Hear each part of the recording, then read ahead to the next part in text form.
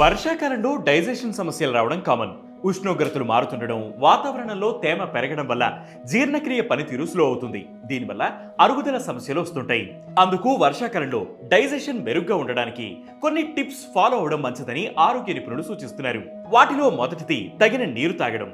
రోజు సరిపడా నీరు తాగడం వల్ల బాడీలో ఉన్న మలినాలు తొలగిపోయి డైజెషన్ ఇంప్రూవ్ అవుతుంది.